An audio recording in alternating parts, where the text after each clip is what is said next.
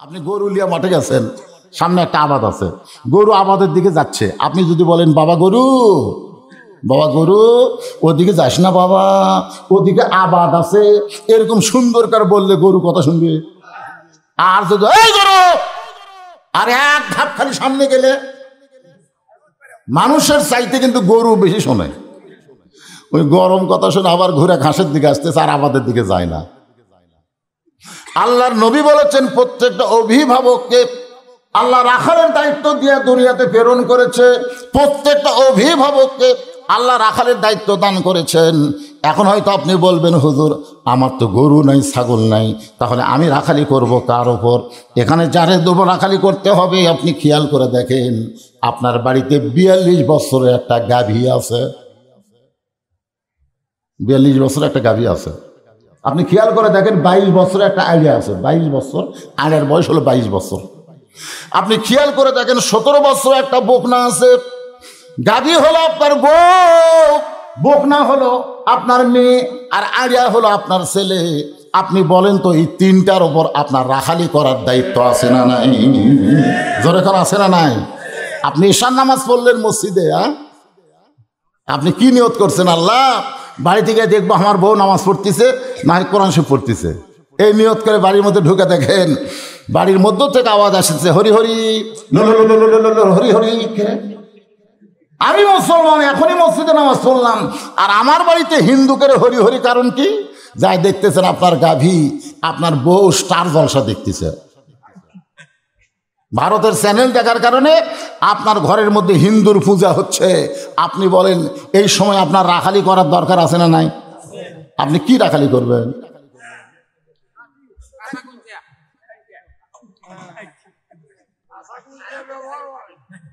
কোনদিন করছেন? আমি আশ্চর্য হয়ে গেলাম, আপনাদের চাইতো মেয়েরা বেশি হয়েছে, ওয়াশরুম বাড়াইছে, একটা মেয়েও স্টার জলসা দেখা বাদ দিবি না। জোরে কোন কথা ঠিক কিনা? এই ওয়াজ শুনে লাভ কি রে? আমি প্রত্যেকটা ওয়াজে আগে ফাতেমার ওয়াজ দিয়ে শুরু করি মেয়েদের জন্য। 38 বছর হলে ফাতেমার ওয়াজ শোনাচ্ছি, এই শালারা ফাতেমার কিছু আমল করে না। ওয়াজ করে ফাতেমার আমল করে। আমাকে এলাকার এক ফতে আছে, ফাতেমাও কয় না, ফতে। গরুর ঘাস কাটে। আমি একদিন কইলাম তোমার নাম কি? কয় ফতে। ফতে নাম হয়? আর্ধেক করে মানুষ কয় আমার নাম আসলে ফাতেমা। তুই কি করে খাস? ঘাস কাটি।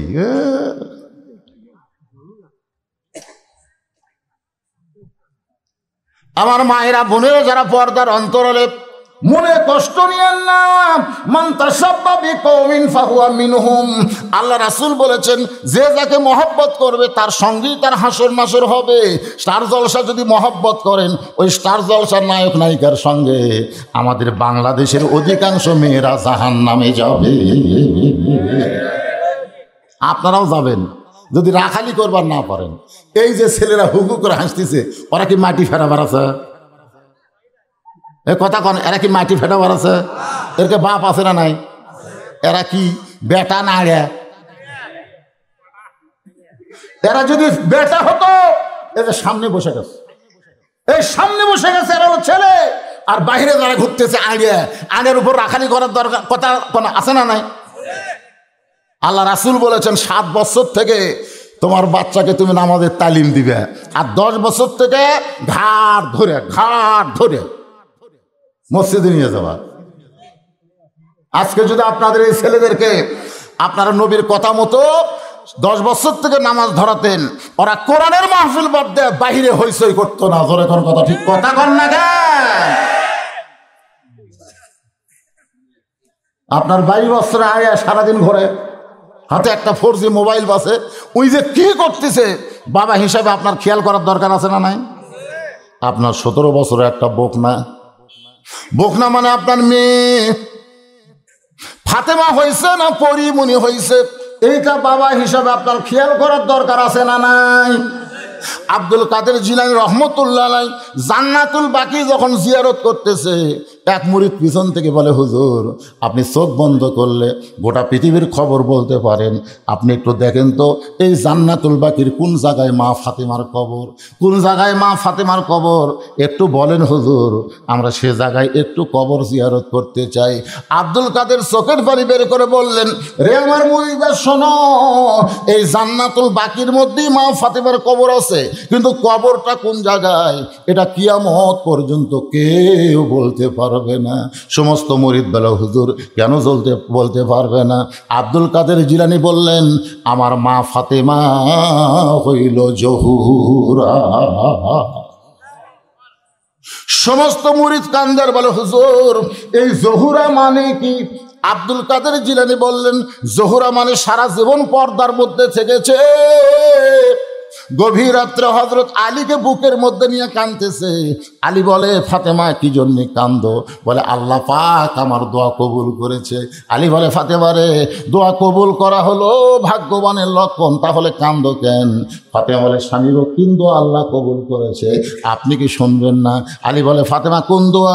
ফাতেমা বলতেছে, আল্লাহ তাআলা পর্দার মধ্যে আমার মৃত্যু দিবে। আলী কয়, আলহামদুলিল্লাহ, যে সারা জীবন পর্দা মানলো সে পর্দার মধ্যেই মৃত্যুবরণ করবে, তাহলে কান্দার কারণ কি? ফাতেমা বলে, স্বামী গো, কবে আমার মৃত্যু হবে এইটা কি শুনবেন না? আলী বলে, ফাতেমা মৃত্যুর কথা কেউ কোনোদিন বলতে পারে না। ফাতেমা বলে, স্বামী গো, আল্লাহ পাক আমারে জানাইছে আজকে গভীর রাত্রে ফাতেমার মৃত্যু হবে। যেই কইছে গভীর রাত্রে ফাতেমার মৃত্যু হবে, গাছের গোড়া কাটলে গাছটা যেমন ঠাস করে পড়ে যায়, হযরত আলী তেমনি পড়ে গেলেন ঘরের মাজায়। মা ফাতেমা মুচকি মুচকি হাসে। যিনি গভীর রাত্রে মৃত্যুবরণ করবে তিনি হাসতে হাসতে এসে স্বামীর মাথাটা উরাতের উপরে নিয়ে কপালে একটা চুমু দিয়ে বললেন, স্বামী গো, এমন করে আপনি কাঁদবেন না, কারণ আসলে যাইতে হবে। সবাই বলেন, আসলে। ওগো স্বামী, এই দুনিয়া থাকার জায়গা না। যতই বিলাসবহুল বাড়ি তৈরি করেন, মানুষের মাথায় বাড়ি দিয়ে যতই সম্পদ করেন, দেশের টাকা বিদেশে পাচার করেন, হাজার হাজার কোটি টাকা জমা করলেন, কিছুই নিয়ে যাওয়ার পারবেন না। কারণ আসলে খালি হাতে যাইতে হবে, খালি হাতে। আমি যেই বলবো আসলে, আপনার বলবেন যাইতে হবে। বলতে পারবেন? আসলে। ফাতেমা বলে, স্বামী গো, আমি আজকে রাত্রেবেলা যখন চলেই যাব, এই যাওয়ার আগে তিনটা চাওয়া আপনার কাছে। আলী বলে, ফাতেমা গরিব ছিলাম বলে কিছুই চাইলা না, আজকে মরার সময় কি চাইবা ফাতেমা? বলে, এক নম্বর চাওয়া হলো আমার কোনো জানাজার ব্যবস্থা করবেন না। আমি মরে যাওয়ার পরে হাজার হাজার লোক ডাকে, আমার জানাজার কোনো দরকার নাই। আলী কয়, ফাতেমা তুমি কি পাগলি হলে? তুমি নবীর মেয়ে, তোমার মৃত্যুর খবর শোনে লক্ষ মানুষ জানাজায় হাজির হবে, তুমি নিষেধ করো। ফাতেমা বলে, লক্ষ মানুষ যদি বলে ফাতেমা ভালো, আর আপনি যদি বলেন ভালো না, ওই লক্ষ মানুষের দোয়া দিয়ে ফাতেমার এক তিল পরিমাণ লাভ হবে না। আর দুনিয়ার তামাম মানুষ যদি বলে ফাতেমা খারাপ, আর আপনি যদি বলেন আমার ফাতেমা বউ ভালো, এক স্বামীর সার্টিফিকেটে ফাতেমার 8টা জান্নাতের দরজা খুলে গেল। তাহলে খামাখা আমার জানাজার কি দরকার? আমার 2 নম্বর চাওয়া হলো রাতের অন্ধকারে আমাকে দাফন করা লাগবে। দিনের বেলা রাতের অন্ধকারে আমার মৃত্যু হবে, আর দিনের বেলা যদি কবর দেন তাহলে আমার পর্দার খিলাফ হয়ে যাবে।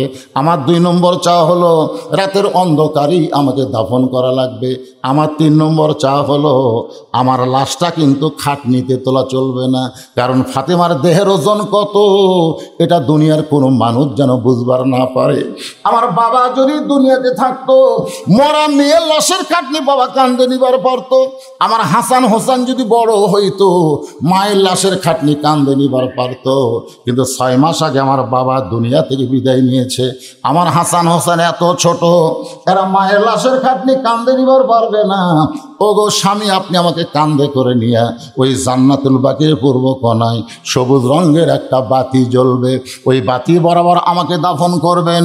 হযরত আলী ফাতেমার দেহ কানা জান্নাতুল বাকির মধ্যে তাকায় দেখে সবুজ রঙের একটা বাতি জ্বলতেছে, যেই বাতির কোনো তার নাই, কোনো সুইচ নাই, বিনা তারে বিনা সুইচে আমার আল্লাহ অটোমেটিক জ্বলায়া দিছে। ওই আলোর নিচে আবু যর গিফারি একটা কবর খুঁড়েছিল, আবু যর গিফারিকে আল্লাহ কবর থেকে হটায় দিছে। হযরত আলী ফাতেমাকে দাফন করার পরে আল্লাহর কাছে বলতেছে, আল্লাহ দুনিয়ার জীবনে গরিব ছিলাম বলে আমার বউ আমারে কিছু চায়া কষ্ট দেয় নাই, আমাকে বড় খুশি করে আজকে কবরে চলে গেল, তুমি ফাতেমার প্রতি খুশি হয়ে যাও। এই দোয়াটা করার পরে তাকায় দেখে সামনে কয়েকটা পুরাতন কবর দেখা যায়, এইমাত্র ফাতেমার কবর দিয়েছে, সেই নতুন কবর আর নাই। হযরত আলী কান্দের বলে, ফাতেমার কবর এখনই কবর দিলাম, সেই ফাতেমার কবর কোন জায়গায়? কে যেন ডাকতে বলে, আলী রে, ফাতেমা হলো পর্দানিশী, আমি আল্লাহ জোহরা ডিগ্রি দিয়ে ফাতেমার কবরটাকে কিয়ামত পর্যন্ত পর্দা করে দিয়েছি। এখন আপনারা বলেন, আপনার মেয়ে কোন তরিকায় আছে? ফাতেমার তরিকায় না পরিমণি? হিল পড়ে কিলকিল করে হাঁটতেছে। বাবা হিসাবে আপনার মেয়ের দিকে নজর দেওয়া দরকার আছে না নাই?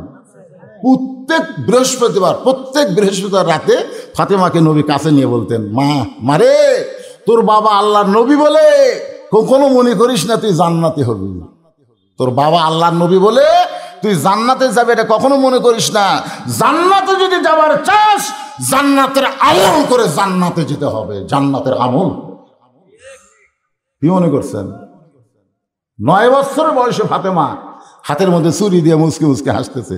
নবী তাকায় দেখছে, নিজের মেয়ে দেখা লাগবে না, দেখি নবী আর ঘরে ঢোকেনি, বারান্দার গেছে। ফাতেমা চমকে গেল, কে রে বাবা, ভুল কি মেরে আবার চলে গেল কেন? বাবা তো আমার এসে মা বলে সম্মান করে, আদর করে। ফাতেমা ঘর থেকে বাইরে গিয়ে বারান্দায় দেখে নবী কাঁদতেছে। ফাতেমা বলে, বাবা কি দুঃখে আপনি কাঁদেন? রাসূল বলে, ফাতেমা যে দুনিয়াতে সাজবে মা, আল্লাহ তার আখিরাতের শ্বাস কমায়া দিবে। বেশি কিছু করা লাগছে? হাতের চুরি খুলে এমন জোরে পাক মারছে, নবী বুঝবার পারছে নবী মেয়ে আমার মন খারাপ করছে। দৌড়ে গিয়া চুরি 2টা করে জামার পকেটে ঢুকাইছে। ফাতেমা বলে, বাবা যেই চুরি হাতত দেওয়ার কারণে আপনি ঘরে ঢুকলেন না, বারান্দাত কাঁদলেন, আর সেই চুরি ফেলে দিলেন, আপনি কুড়া পকেটে ঢুকালেন। রাসূল বলে, তুই ওর কাছে আইতো। ফাতেমার নবী কাছে ডাক দিয়ে কপালে চুম্বন দিয়ে বললেন, মা একদিন তোর নাকে নাকফুল পরায় দিব, একদিন তোর কানে দুল পরায় দিব, একদিন তোর গলাত মালা পরায় দিব। ফাতেমা বলে, কবে কবে? আল্লাহর নবী বললেন, যেদিন তোমার বিবাহ হবে। ও ফাতেমা, মেয়েরা কেবলমাত্র এক ব্যক্তির জন্য সাজতে পারবে, সেই ব্যক্তি হলো তার স্বামী। স্বামী ছাড়া অন্য কোনো পুরুষের জন্য মেয়েরা সাজতে পারবে? জোরে বলেন, একটু মনোযোগ দিয়ে শোনেন। ওসমান গনি মুচকি মুচকি হাসতেছে, কিছুক্ষণ হাসার পরে নিকটে বসে বলতেছে, ভাইজান আপনাদের মনে আছে কোনোদিন আপনাকে সামনে কাতারে দেখি নাই, আজকে দেখতেছি, কারণ কি? রাখাল বলতে, সামনে কাতার কেমন দেখবে, আমি বারান্দার থাকি। ওসমান কয়, রে এখনো তো রাগ কমেনি রে, বারান্দার নামাজ পড়ি, সামনে দেখবা কেমনি? ওসমান গনি বলতেছে, সেই কথাই তো বলতেছি ভাই, আজকে সামনে কাতারে কেন? বলে, কেন মানে দেখার জন্যে, খালি দেখার জন্য সামনে কাতারাচ্ছি। ওসমান গনি বলতেছে, দেখবার পাবা। রাখালকে, কি কও তুমি, আর সব ঠিক আছে। ওসমান গনি বলে, ভাই রে আমিও তো দেখার জন্য আসি রে, অনেক বছর ফেরে সামনে কাতারে পড়তেছি, এখন পর্যন্ত দেখা হলো না। রাখালকে, কি কইলে? অনেক বছর হলে সামনে কাতারে নামাজ পড়ি, এখন পর্যন্ত দেখতে পাইলাম না। কারণ রাখাল দেখতে চায় হযরত ওমরকে, আর ওসমান দেখতে চায় নামাজের মালিক আল্লাহকে। লাইলাতুল মিরাজে রাসূল বললেন, আল্লাহ আমি এখান থেকে যাওয়ার পরে সাহাবেরা যদি বলে, হুজুর আপনি কোথায় গেছিলেন, যদি বলে আল্লাহর সঙ্গে দেখা করতে, তখন আমার উম্মতেরা মন খারাপ করবে। তো রাসূল এই কথা বলার পর আল্লাহ বলতেছে, তাহলে আমি কি করব? বলে, আমার উম্মতের জন্য কিছু করা যায় কিনা? আল্লাহ কয়, নবী গো আপনি এমন একটা নবী, সব জায়গা খালি উম্মত আর উম্মত, জায়গা আমি আর আপনি, সেই জায়গাতে উম্মত কেন? আল্লাহ রাসূল বলে, আল্লাহ আপনি যতই থাকেন উম্মত ছাড়া আমার কেউ নেই। সুবহানাল্লাহ কবেন না? আল্লাহ বলেন, হাবিব এই যে 5 ওয়াক্ত নামাজ দিলাম, এই 5 ওয়াক্ত নামাজ যদি আপনার উম্মতেরা মসজিদে জামাতের সঙ্গে আদায় করে 5 বার আল্লাহর সঙ্গে তাদের মেরাজ হবে। আসসালাতু মেরাজুল মুমিনিন। তাহলে মেরাজ মানে কি তো বুঝতেছেন? ওসমান কয়, ভাইরে কয়েক বছরের সামনে কাতারে পড়তেছি, এখন পর্যন্ত দেখতে পাইলাম না। রাখাল বলতেছে তোমার চোখের সমস্যা আছে, তুমি আমার হাত ধরো। কাক বলতেছে?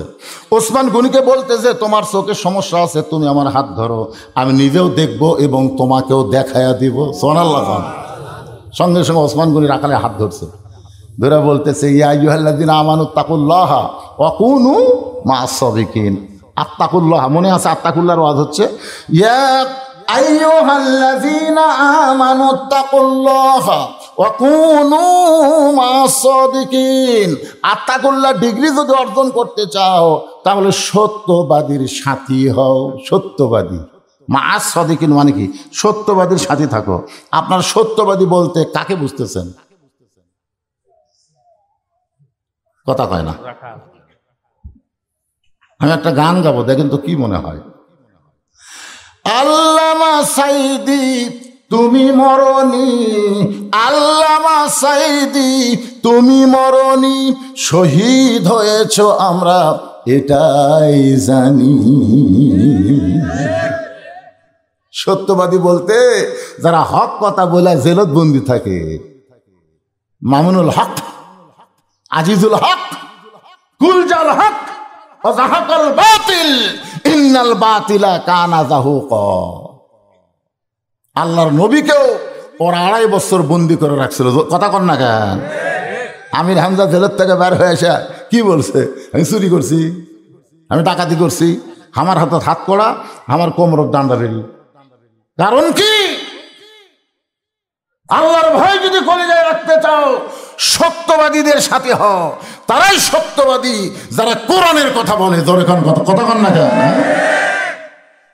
আপনারা কার সাথে হচ্ছেন? একটু মনোযোগ দিয়ে কথাগুলো শুনবেন। রাত বেশি হয়ে গেছে, রাত 12টা পার হয়ে গেছে। আমিও ঘড়ির দিকে তাকাইনি ভাইরে, মনে করেন না যে সারা রাত ওয়াজ হবে। একটু মনোযোগ দিয়ে কথাগুলো শুনবেন, সময় বাকি নাই। যে হারে ফিলিস্তিনের মুসলমানকে ইহুদিরা হত্যা করতেছে, জোরে কোন ঠিক কি না? যেই হারে আমেরিকা গোটা বিশ্বের উপর মোড়লি করতেছে, অল্প দিনের মধ্যে ইমাম মেহেদিকে আল্লাহ দুনিয়াতে প্রেরণ করবে। ঈসা আলাইহিস সালাম আসবে, বিশ্বের কোটি কোটি মুসলমান জীবন দিবে, মুসলমানের রক্তের উপরে কলেমার পতাকা আবার উড়বে। তবে একটু আমাদের পরীক্ষা দেওয়ার দরকার আছে না নাই? কথাগুলো গুরুত্বপূর্ণ, মনোযোগ দিয়ে শুনবেন। ওসমান গনি রাখালের হাতটা ধরে বসে আছে। কিছুক্ষণ পরে ফজরের জামাতের সময় হয়েছে। জামাতের যখন সময় হয়েছে তখন মুয়াজ্জিন সাহেব, মুয়াজ্জিন আকামত কে দেয়? আপনাদের গ্রামে মুয়াজ্জিন আছে? একবার আল্লাহ রাসূল বেলালকে ডাক দিলেন, বেলাল আয় তোমার কাছে আয়। তো বেলাল নবীর কাছে গিয়ে বলতেছে, হুজুর কি জন্য আমাকে এত কাছে ডাকলেন? আল্লাহ রাসূল কয়, বেলাল রে তুই না আমার সাথে খাটো রে। বেলাল কয়, হুজুর এটা একটা কথা হলো, আপনি হলেন ইমাম, হাই মুয়াজ্জিন, আমি তো খাটো হমই। আল্লাহ রাসূল বলে, বেলাল দুনিয়াতে তুই আমার সাথে খাটো রে, কিন্তু হাসরের ময়দানে তুই আমার লম্বা হবি। বেলাল কয়, হুজুর কোন কি? আপনার চাইতেও লম্বা? বলে আমার চাইতেও 1 হাত। বেলাল কয়, হুজুর এটা আপনি কি কোন? হানি কমকে রে, আল্লাহ কইছে মুয়াজ্জিনের মাথা ইমামের চাইতে উপরে থাকবে। আল্লাহ মুয়াজ্জিনের মাথা পছন্দ করে নূরের একটা টুপি পরায় দিবে, যেই টুপি চাঁদের আলোর চাইতেও বেশি আলো দিবে। ধরে এখন সুবহানাল্লাহ। আপনাদের গ্রামে মুয়াজ্জিন আছে না নাই? দাম দেন, দেন।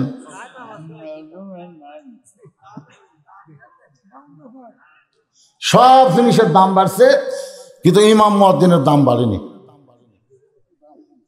আরো কমছে। বলে পিছন থেকে একজনকে আরো কমছে।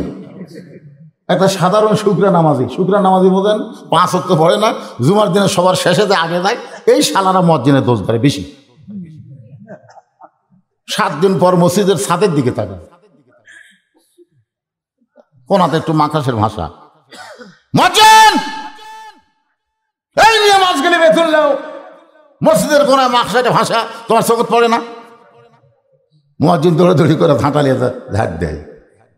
আল্লাহ কাই কে রে শুক্রা, জুম্মার দিনে নামাজ পড়িস তুই তো জাহান্নাম পাবো রে। কারণ যারা 5 ওয়াক্ত পড়ে না, জুম্মা পড়ে, এরা জান্নাত পাবি না। আল্লাহ এদেরকে বলবে, যা তোরা 5 ওয়াক্ত পড়িস না, খালি জুম্মা পড়ছিস, আমি আল্লাহ তোর জান্নাত দিলাম, যা। পরে তখন খুশি হয়ে জান্নাতে মারবে দৌড়, যায় দেখবে জান্নাতের দরজার বিশাল একটা তালা। তবে আল্লাহ আপনি আমাকে জান্নাত দিলেন, তালা খেন, আল্লাহকে খুঁজে দেখ চাবি আছে। তখন অনেকে খুঁজে খুঁজে দেখবি একটা চাবি আছে, চাকরি চাবি আছে, চাবি নিয়ে যা তালার মধ্যে ঢুকবি কিন্তু ঘুরবি না, মানে তালা ঢুকছে কিন্তু ঘোরে না।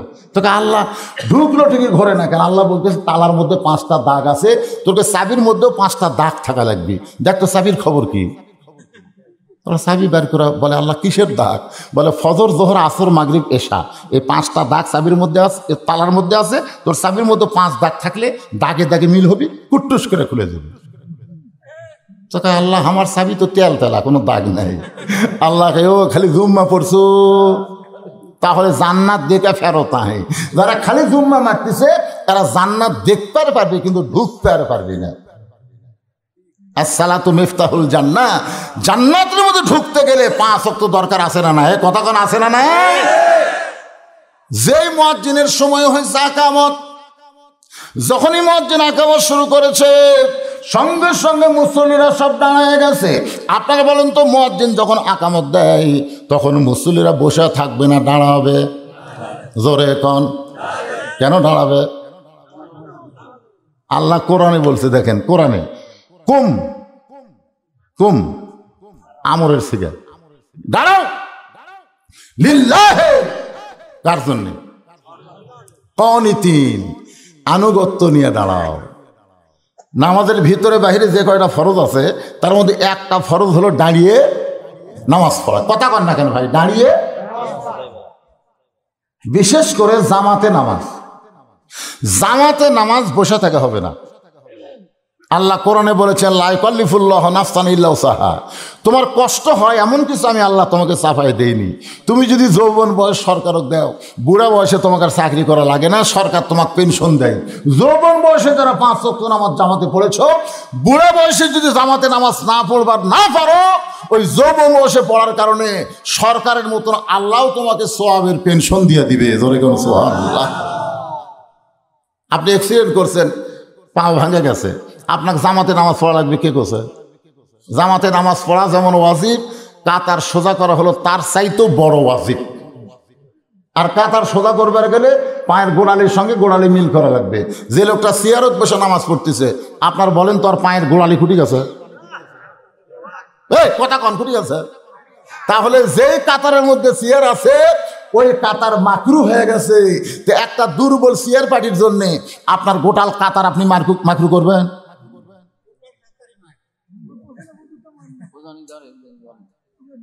না না না, যদি না মানে আপনারা মানাবেন, ওই একলা ন্যাংরা হয়ে ওরই ক্ষমতা বেশি।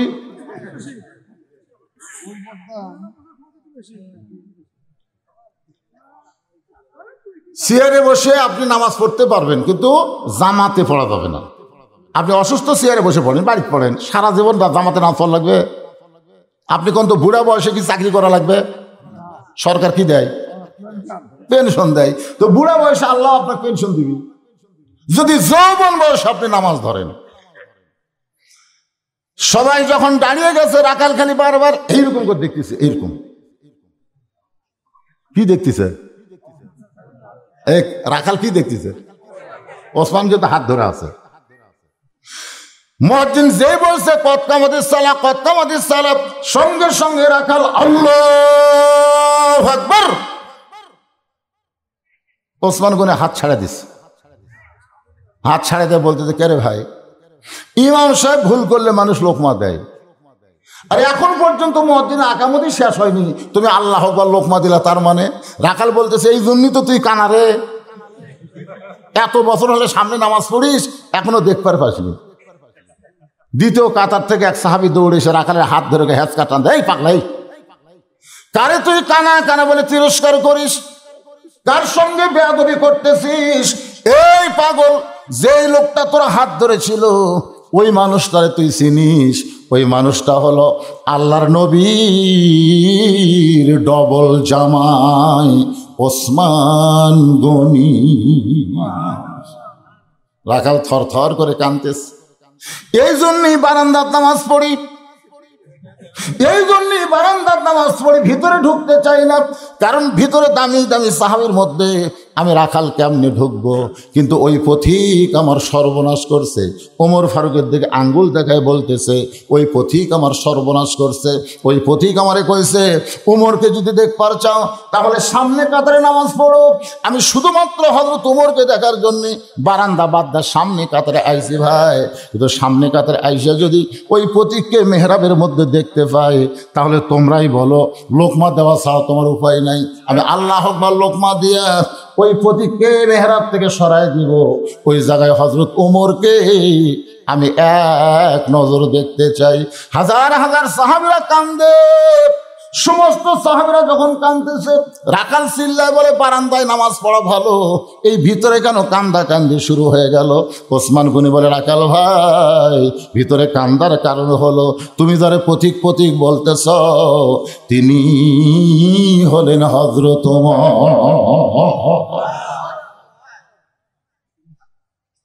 যেই বলছে তুমি যারে পথিক পথিক বলতেছ তিনি হলেন হযরত ওমর।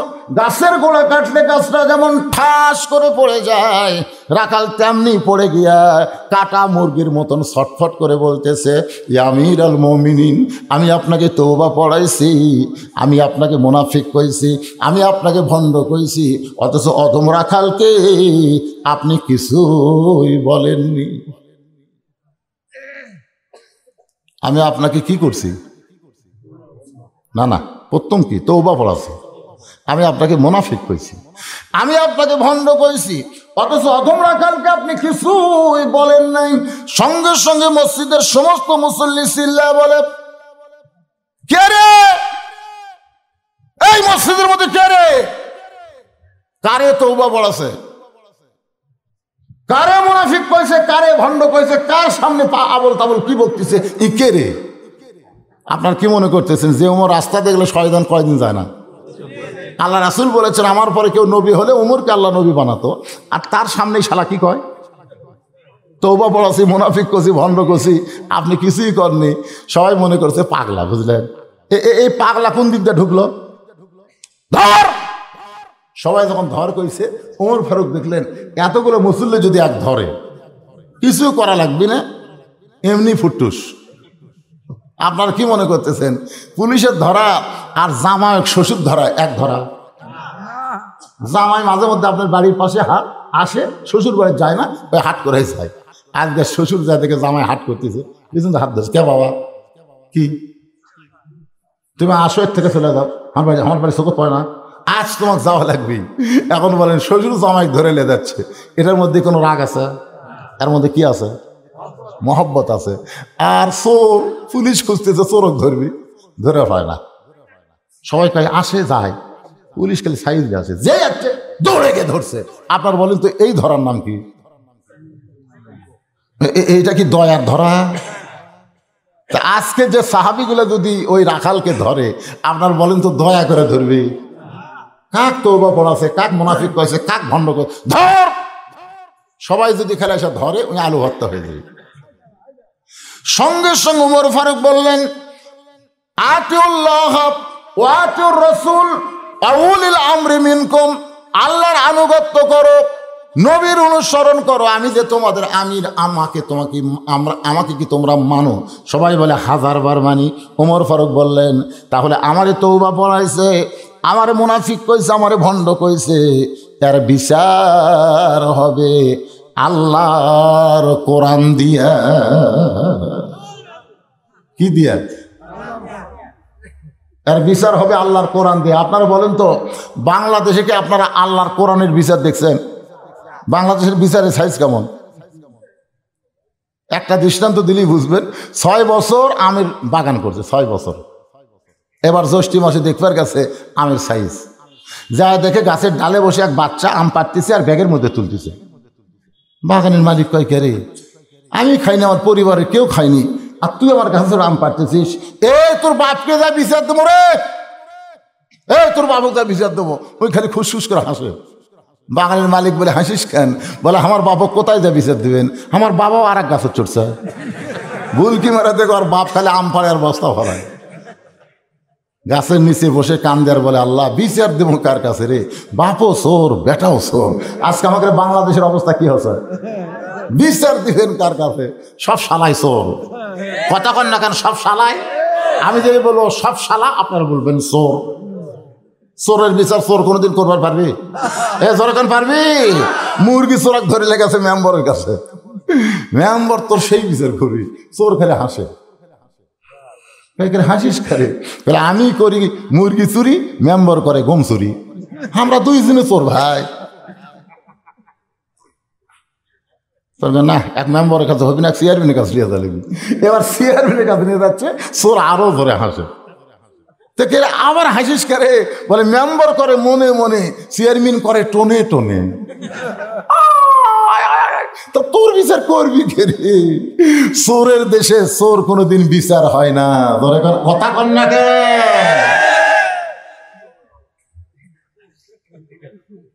আত্তাকুল্লাহ, আল্লাহর ভয় যদি কলিজার মধ্যে রাখতে চান, এই বিষয়টাকে সামনে নিয়ে আমি আপনাদের সামনে আলোচনা করতেছি। ওমর ফারুক বললেন, আল্লাহর কোরআনের বিচার হবে। আমারে তৌবা পড়াইছে, আমারে মুনাফিক কইছে, আমারে ভণ্ড কইছে, আল্লাহর কোরআনের বিচার হবে। এই বিচার কারা কারা দেখতে চাও? প্রত্যেকটা সাহাবী 2খানা হাত তুলেছে। আপনারা কারা কারা দেখবেন? 2 হাত তুলে আল্লাহকে দেখান। লিল্লাহি তাকবীর। হাত নামান, হাত নামান। এটা কি দুনিয়ার বাংলাদেশের বিচার না কোরআনের বিচার? আপনারা কি কোরআনের বিচার কোনোদিন দেখছেন? আজকে দেখা যান কোরআনের বিচার কাক কয়, দেখা যান ভাই। অনেকেরই ধৈর্য কম, আমি দেখছি। এই সামনে থেকেও কিছু লোক উঠে গেল পেশাব করবে। হ্যাঁ, যাক, পেশাব করা, পায়খানা করা। কিন্তু আল্লাহ পাক আমাকে বাঁচায় রাখছে 3টা কারণে। কয় কারণে? 3 কারণ। 1 নম্বর কারণ হলো, আমি 1 তারিখে অ্যাক্সিডেন্ট করছি, আর 2 তারিখে মাদ্রাসার হুজুরের বেতন দেই। আল্লাহ দেখলো আজকে যদি মরে, কালোর বেতন কে দিবি না? প্রত্যেক দিন এশার নামাজের পরে মাদ্রাসার এতিমদের নিয়ে হুজুরা দোয়া করে যে মৌলানা সাহেব, মুফতি সাহেব তো ওয়াজ করবার গেল, সুস্থ শরীরে যেন ফেরত আসে। এটা হলো 1 নম্বর কারণ। আর 2 নম্বর কারণ হলো, আমার মা আমাকে হাত ধরে বলছে, 18 সালে তোর বাপ মরছে, তোর বাপের জানাজা তুই করছিস, আমার জানাজাও করা লাগবে, ওয়াদা দে। আমি বললাম, মা আপনি আগে মরবেন না, আমি আগে মরবো? আমি বেঁচে থাকি তো মার গেলে। হ্যাঁ, সবসময় তুই বলিস যে মায়ের দোয়া আল্লাহ কবুল করে। আমি সবসময় আল্লাহর কাছে দোয়া করি, আমার জানাজা না করে তোর যেন মৃত্যু না হয়। তো 1 তারিখে আমি অ্যাক্সিডেন্ট করছি, আর আমার মা মারা গেছে 25 তারিখে। কয় তারিখে? আর ওই মরাটা কিন্তু আমার কারণেই। আমার অ্যাক্সিডেন্টের খবর যে তার কাছে দিছে, যে আপনার ছেলে অ্যাক্সিডেন্ট করছে, যে শালা খবর দিছে, ও যদি বলতো যে ছেলের গাড়ি অ্যাক্সিডেন্ট হচ্ছে, তাহলে আমার মা স্ট্রোক করতো না। কিন্তু ওই ভুল বলছে, যে আপনার ছেলে অ্যাক্সিডেন্ট করছে, বলাও সারা, আমার মা স্ট্রোক করাও সারা। আমি বাঁচা থাকলাম, মাকে হাসপাতাল নিয়ে গেলাম। দীর্ঘ 24 দিন পরে মা আমার দুনিয়া থেকে বিদায় নিল। 2 নম্বর কারণ হলো, মায়ের দোয়া, মায়ের জানাজা করা লাগবে, এই জন্য আল্লাহ পাক আমার বাঁচাইছে। আর 3 নম্বর কারণ হলো, আমি কিছু ওয়াজের দাওয়াত লিছি ভাই, কিছু টাকা অগ্রিম দিয়ে ফেলে দিছি। তো এখন এরা চিন্তা করে, আমাকে ওয়াজ না হলে হুজুর জান মরে না। কথাটা বুঝলেন না? কিছুদিন আগে ম্যাক করলো না, আমার এলাকার কিছু লোক বলে, হুজুর সরষের জন্য একটু বৃষ্টি হলে ভালো হয়, আপনি দোয়া করবেন তো? ভাই রে, আমি তো দোয়া করবো, আমি আত্মলোকে আল্লাহ বৃষ্টি যেন না হয়, প্রত্যেক দিনে ওয়াজ আছে তো। এখন কথা ঠিক না? তো যাই হোক, অ্যাক্সিডেন্টে আমার তেমন ক্ষতি হয়নি, গাড়িটা ক্ষতি হচ্ছে। আর 25 তারিখে আমার মা মারা যাওয়ার পর থেকে আমি একেবারে শারীরিক মানসিকভাবে পুরো অসুস্থ। কিন্তু দাওয়াতগুলো নিয়ে রাখছি, করা লাগবে।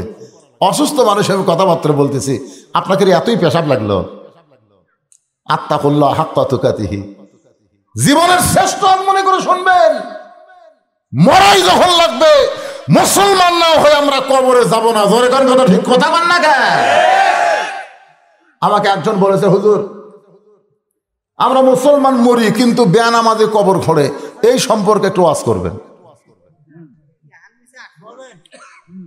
আপনাদের এলাকার গোরস্থানে বেনামাজি যায় যদি কবর খোঁড়ে, তাহলে যাই মরে গেল তার খবর কি? তাই বেনামাজি। আপনারা শোনেন, মা খাদিজা যখন দুনিয়া থেকে বিদায় নেবেন, তখন রাসূলের কাছে দুইটা ওসিয়ত করলেন। এক নম্বর ওসিয়ত হলো, আমি মরে যাওয়ার পরে ফাতেমা আমাকে গোসল করাই দিবে, ফাতেমা ছাড়া অন্য কোনো মেয়ে যেন আমাকে স্পর্শ না করে। 2 নম্বর ওসিয়ত হলো, ফাতেমা আমাকে কাফনের কাপড় পরাবে, ফাতেমা ছাড়া অন্য কোনো মেয়ে যেন কাফনের কাপড় না ধরে। তাহলে বোঝা গেল মরার আগে ওসিয়ত করা যায়, যায় কি যায় না? তাহলে আপনি ওসিয়ত করবেন, আমি মরে গেলে বেনামাজি যেন আমার কবর না খোঁড়ে। যদি বলে হুজুর নামাজরা তো কবর খোঁড়বার জানে না, তখন আপনাকে বেনামাজিকে নামাজি করার টার্গেট নেওয়া লাগবে। যদি কোন কথা ঠিক কিনা? যে ভাবি হোক, প্রতিদিন চলো ভাই মসজিদে যাই, তুই নামাজ পড়েও যাবে না পড়েও তাই। দেখতেছে না রে, এই তো ডাইরেক্ট অ্যাঙ্গেলে কাজ হচ্ছে না। একদিনের আপনাকে এলাকার বড় বাজার নাম কি? আশেপাশে বড় বাজার নাম কি? মথুরাপুর বাজারে ওকে ধরছেন 3:30টার সময়। সব ভাই বলে এখন কোন নামাজ? নামাজ নয় রে, তোকে একটু চা খেলাম। আপনারা বলেন তো, নামাজের কথা বললে যে গরম হয়, চা খাওয়ার কথা বললে সে গরম থাকবে? তো চা স্টলে যা বলতেছে, নিমকি দাও, পেঁয়াজি দাও, জিলাপি দাও। এত কেন? তুই আমার ভাই না? আজ নিয়ত করছি তো 50 টাকা খেলাম। কেবল 40 টাকা যখন খাওয়া আছে, তখন আসরের নামাজের আজান দিছে। তখন নামাজি বলতেছে, এই শালা মুয়াজ্জিনের আক্কেল নাই বারে, তো 50 টাকা খেলে বার চাইছিলাম, 40 টাকা খেলে তুই আজান দিল। এ ভাই তুই খালি বসে থাক, ও আদায় নামাজ পড়ে এসে তোকে 10 টাকা খেলাম। এই কথা বলে নামাজ যখন উঠবার চাই, বেনামাজি খপ করে হাত ধরছে। নামাজি বলতেছে, হাত ধরলি কেন? তুই একলাই যাবি, আমার কবি না? এর আগে তোকে মেলা কষি ভাই, এই খালি খালি কোয়া। আজকে আমার পিছনে 40 টাকা খরচ করছিস, কয়া দেখতো। তুই কি মনে করছিস আমার মতো মানবতা নাই? এতদিন খালি খালি নামাজের কথা কইছিস, আর 40 টাকা খরচ করছিস। আল্লাহর জন্য না হোক, তোর জন্য নামাজ পড়ব রে। আপনার মনে মনে চিন্তা হয়েছে, আল্লাহ আজকে যখন যাবার চাই তাহলে নিয়ে যায়। মসজিদের কাছে গিয়ে বলতেছে, ভাইজান নামাজ পড়বার গেলে অজু করা লাগবে। অজু করার পরে বলতেছে ডান পায়ে ঢোকা লাগবে। ডান পায়ে ঢুকলে হবে না, দোয়া পড়া ঢোকা লাগবে। দোয়া পড়া যেই মসজিদের বারান্দায় ও সামনে কাতারে গিয়ে আল্লাহ বলতেছে, আল্লাহ আমার দায়িত্ব হলো তোমার বেনামাজি বান্দাকে মসজিদের মধ্যে ঢুকায় দেওয়া, আর তোমার দায়িত্ব হলো হেদায়েত দেওয়া। চোখের পানি নিয়ে দোয়া করছে, আল্লাহ দোয়া কবুল করছে। জোরে করে সুবহানাল্লাহ। তো ভাইজান, নামাজ ফজরের 2 রাকাতের পরই ওমর ফারুক আল্লাহর কোরআন দিয়ে রাখালের বিচার করবে। আমরা বিচারটা দেখবার চাইছি, তারপরও কিছু লোক উঠে উঠে যায়। এই ধারে কি আছে রে, দরজা আছে নাকি? খুশকি মারতেছে। এখনই হাত তুললেন, আর বিচার না দেখে বাড়ি যাচ্ছেন। যান না, না বাড়ি যান। আপনি যে বাড়ি যাবেন না হাসপাতালে যাবেন, তার গ্যারান্টি কি আছে? অনেক লোক কিন্তু দৌড়ে যায় মোটরসাইকেল, এই আর অসময় তাদের বাড়ি জ্বালাবি যাচ্ছি 3 মাথার যে গাছের সাথে বাজা গেছে, কুয়াশা তো। পরে আমরা যাওয়ার সময় যাই দিকে হুন্ডে একদিকে, উই একদিকে, কে কে করতেছে। কে রে বাড়ি, হুজুর বাড়ি যাওয়া হয়নি, হুজুর বাজা গেছে, হুজুর আর উঠপারই পারতেছি না। অক ধরে আবার শেরপুর হাসপাতালে ভর্তি করে দিয়ে আমাকে যাওয়া লাগছে। এত অধৈর্য হলে হবে না। কথাটা ফজরের 2 রাকাত নামাজের পরই আপনাদের সামনে উপস্থাপন করব। এই 2 রাকাত নামাজ পড়তে মনে করেন 5-10 মিনিট লাগবে। এই সময়ের মধ্যে এই গোরস্থানের জন্য কেউ যদি বাকি থাকে, যে হুজুর আপনার হাতে দেওয়ার জন্যে আমরা এখনো টাকা দেইনি, তাদেরকে আমি সুযোগ দিলাম। আপনারা আল্লাহর হস্তে একটু গোরস্থান উন্নয়ন গল্পে গোরস্থানের একটু মাটি বায়না করে রাখ, কখন যেন আসতে পারে তোমার কবরেরই ডাক। জোরে কোন কথা ঠিক কিনা?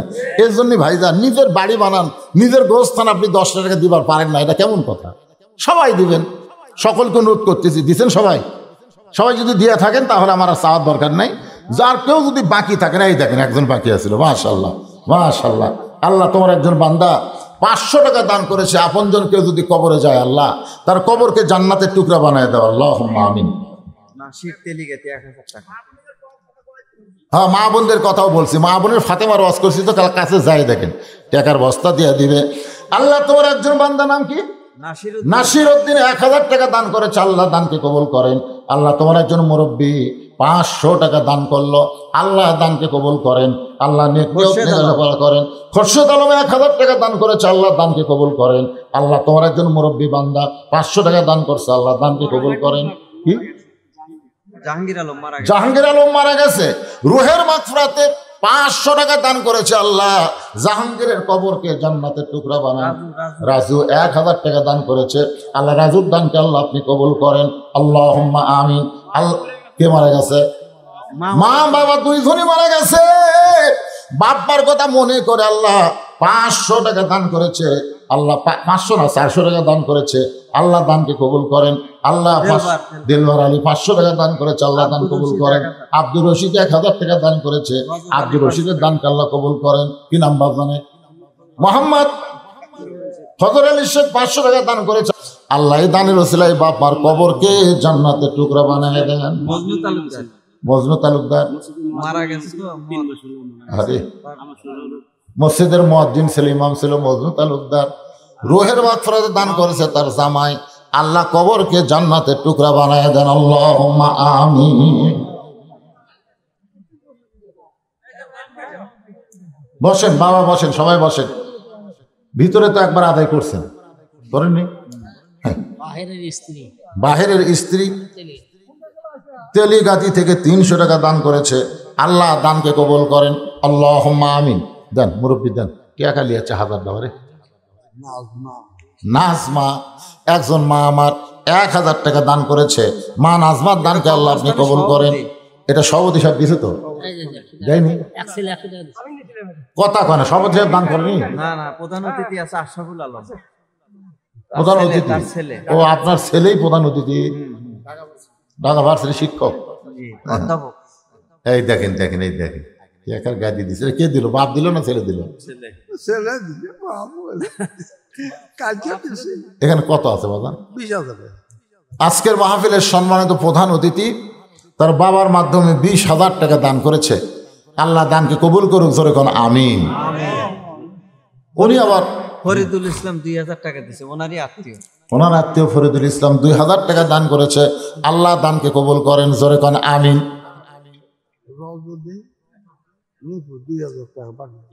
রজনী নিপু, রজনী এবং নিপু তার জামাই এবং মেয়ে 2000 টাকা দান করবে, আল্লাহ দানকে কবুল করেন। কত আছে এখানে?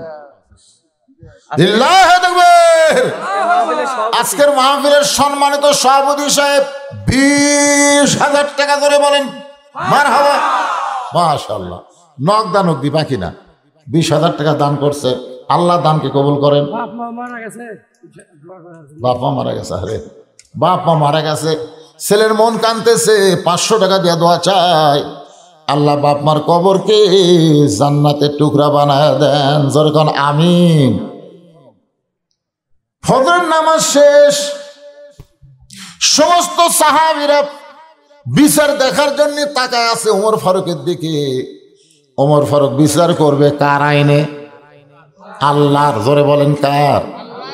আল্লাহ কোরআনে বলেছেন, ইন্নাল্লাহা ইয়ামুরুকুম আন তুআদ্দুল আমানাতি ইলা আহলিহা ওয়া ইযা হাকামতুম বাইনান নাস আন তাহকুমু বিল আদল। আল্লাহর বিচার করতে গেলে নিজের ইচ্ছা মতো বিচার করলে হবে না, বিচার করতে হবে আমার আল্লাহর ইচ্ছা। আপনারা সত্যি করে বলেন তো, আসল বিচারক কে?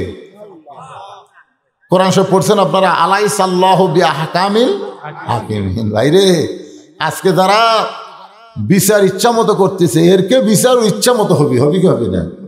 আল্লাহ ইচ্ছা করে জাহান্নাম দিবে, যা তোর আর কোনো বিচার লাগবে না, বিনা হিসাবে তুই জাহান্নাম।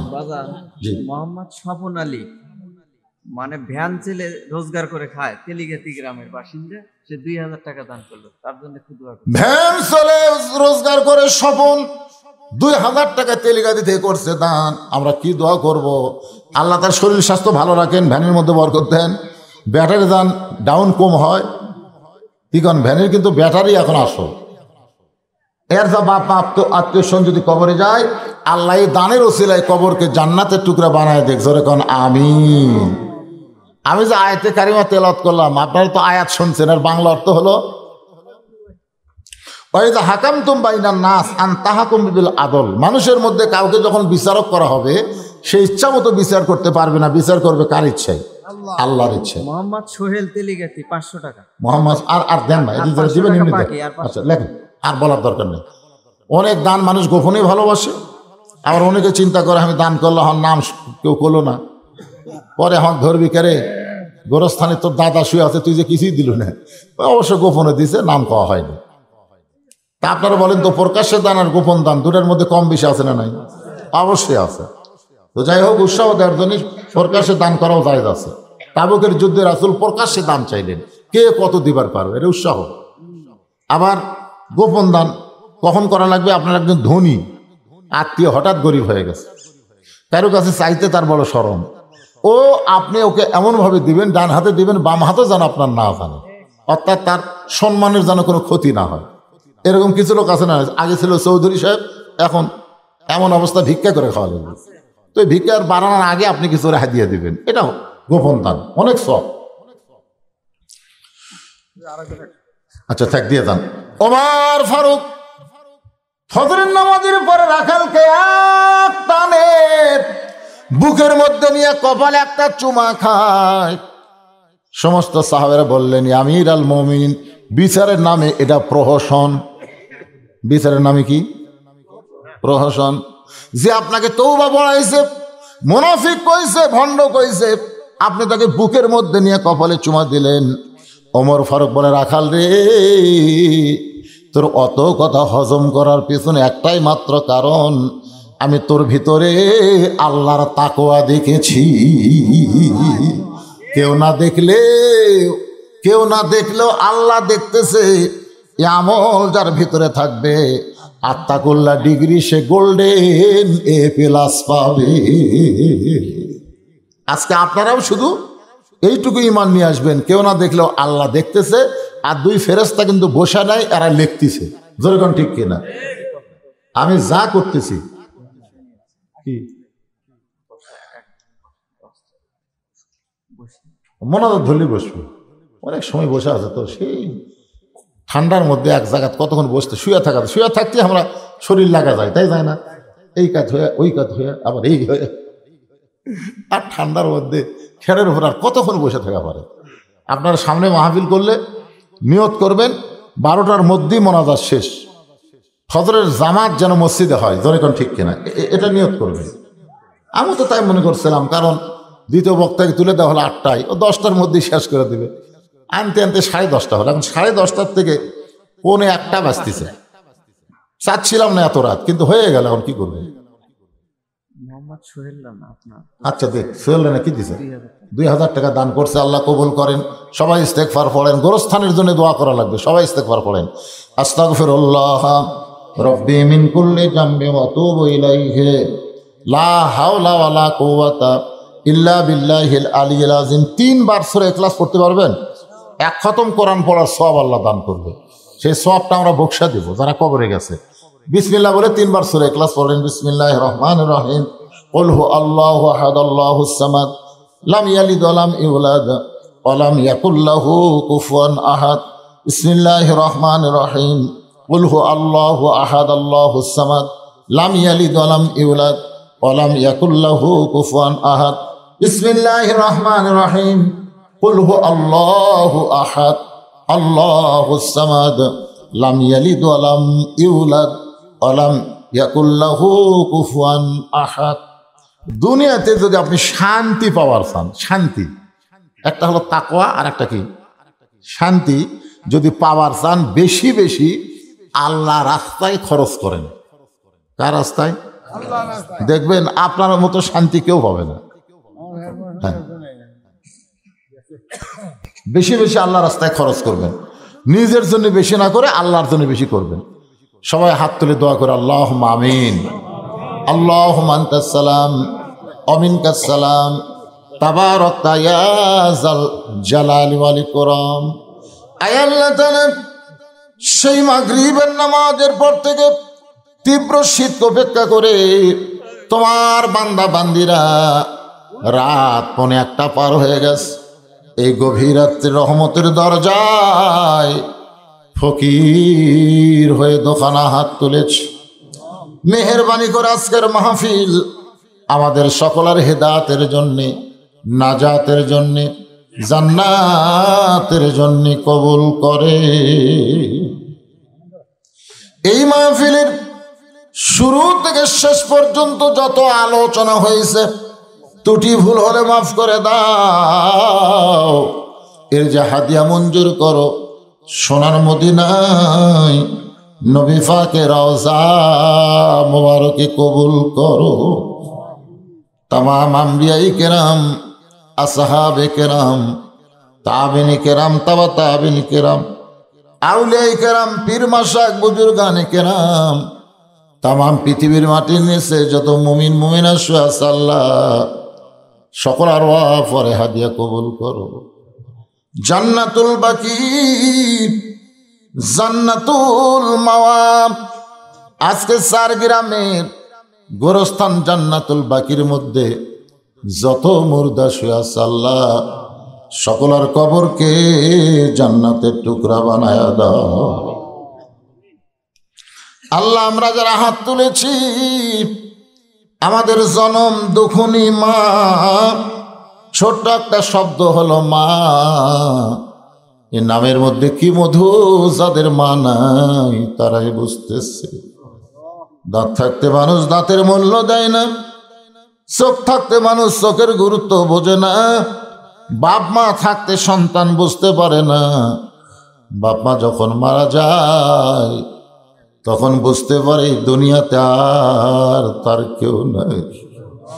এই দরদের মা আজকে যাদের কবরের ঘরে চলে গেছে আল্লাহ মেহেরবানি করে মায়ের কবর জান্নাতের টুকরা বানিয়ে দাও। বাবার বাড়ি ঘর সহায় সম্পত্তি সবই আছে, আমরা যারা বাবা হারিয়ে এতিম হয়ে হাত তুলেছি আল্লাহ মেহেরবানি করে বাবার কবরকে জান্নাতের টুকরা বানিয়ে দাও। আমাদের দাদা দাদি নানা নানি আত্মীয় স্বজন যারা কবরে গেছে আল্লাহ কবরবাসীদের তুমি মাফ করে দাও।